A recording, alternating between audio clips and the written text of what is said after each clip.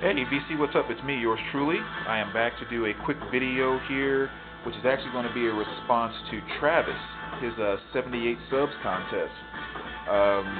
Pretty cool stuff. He had a great question, and I guess he hit the 78 sub mark and decided, screw it, I don't have to wait for any particular number, and decided he wanted to do a video, which I think is really, really cool. So I wanted to kind of jump in here and say congratulations, man, and definitely jump in on your contest here. So playing in the background, in case any of you don't recognize that, Zeppelin, Houses of the Holy, in a CD mood this afternoon. So anyway, decided to do, maybe I should say, when I saw Travis's video, I kind of got an idea of one or two groups that I wanted to do, so I started pulling out a group, and I had everything pretty much laid out, and then at the very end of that, Vinyl Collector Man's video came on, and I realized that he chose the exact same group that I had just pulled everything off the shelf and laid out, which was AC/DC.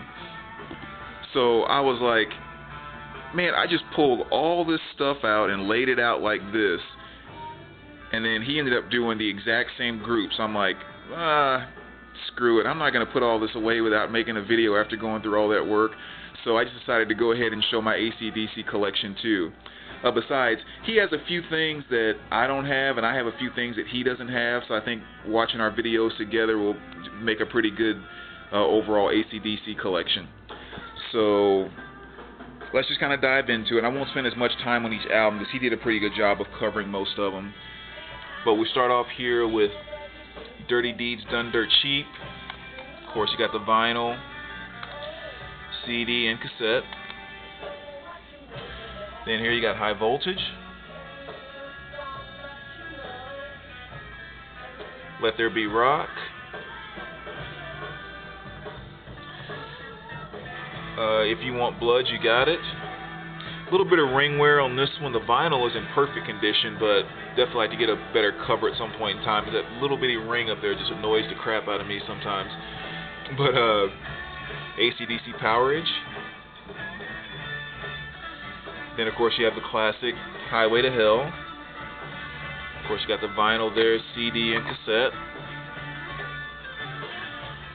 And then over here, it's kind of a 12-inch single, Let's Get It Up, as well as Back in Black and TNT. And then, sit down here, it might be a little better angle. You have Back in Black, the vinyl, as well as the hard case CD, the digipack there, and of course the cassette. And then same thing with For Those About to Rock, hard case CD, digi, and the cassette. Flick of the Switch. Then next, a little bit buried there, I'm sorry, I tried to utilize room as much as possible. We have Jailbreak. Then, of course, there's the cassette. And then here's a kind of an EP. It's a 4-track of some previously unreleased tracks. It's called Nervous Breakdown. So just kind of like a cassette single, 4-song EP. Of course, Fly on the Wall. And then this album right here is the one that turned me on to AC/DC. The first AC/DC album I ever liked was Who Made Who? Back in junior high, high school. That's when I first kind of found out anything about AC/DC. And I believe this is the soundtrack to Maximum Overdrive, but that's the album that brought me to AC/DC. And then over here, sorry, trying to find the best camera angle here still. You got Blow Up Your Video. You got the vinyl, the CD, and the cassette. And then another 12-inch single here. That's The Way I Want to Rock and Roll. And the classic, Razor's Edge. Probably my favorite AC/DC cover, actually. That's just, to be so simple, it's so very cool. And arguably one of my favorite live albums of all time, which is AC/DC Live. See if I can get that out there. There we go. I just think the recording and everything on this is absolutely great. I mean, it's darn near sounds like a studio album. But there's the CD and then the two, cassette 1 and cassette 2. So great live album. Ball Breaker, another classic. There's the vinyl, CD and cassette.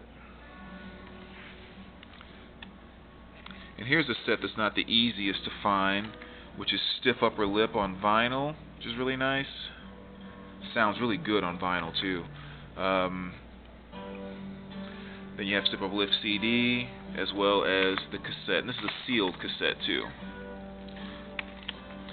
Interesting enough, you know, I've sold a number of receivers and stuff like that over time, and almost every single time I brought someone in to like demo the receiver, I always put on this album to demo it. I mean, it's just some good hard pounding stuff. Black Ice, it's a CD, and there's the vinyl. The vinyl's still sealed, so I haven't opened that one yet. And the same thing with AC/DC Iron Man 2. I haven't opened that one yet, but another very good one. This is the only DVD that I have, which is Live, Dongington. And so that right there is pretty much my AC/DC collection. I definitely think it's probably one of my purest collections, if you will. And what I mean by that is, you know, like my Metallica collection is probably more thorough, if you will, but you know, with like my AC/DC here, with the exception of the two CDs on Back in Black and For Those About to Rock, I don't have any duplicates or multiple pressings of anything. So I kind of consider that a quote-unquote pure collection. Kind of the same thing with my John Coltrane. So that's one of the reasons why I wanted to show one of those two for this video. But again, I've already shown my Coltrane very recently. So that's my AC/DC collection. And I guess one other thing I can show, since this is all about whatever stuff we have, I do have one AC/DC poster, which is just basically, you know, their album covers there. It's kind of neat. So there you go, VC. Definitely one of the greatest bands. And now that I think about it, I do have a couple of 8-tracks. Oh well, we'll have to get that next time. I'm not going to film this over again. It's like the second time I've filmed it. But yeah, I mean, definitely one of the greatest, in my mind, one of the purest hard rock bands of all time. I mean, just simple to the point. They have a formula. They don't screw with it.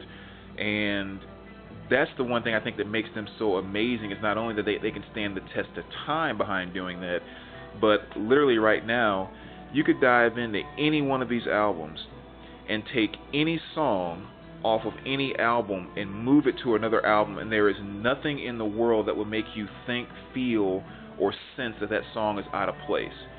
And we're talking going back from, you know, 70s, early 80s up into the 2000s.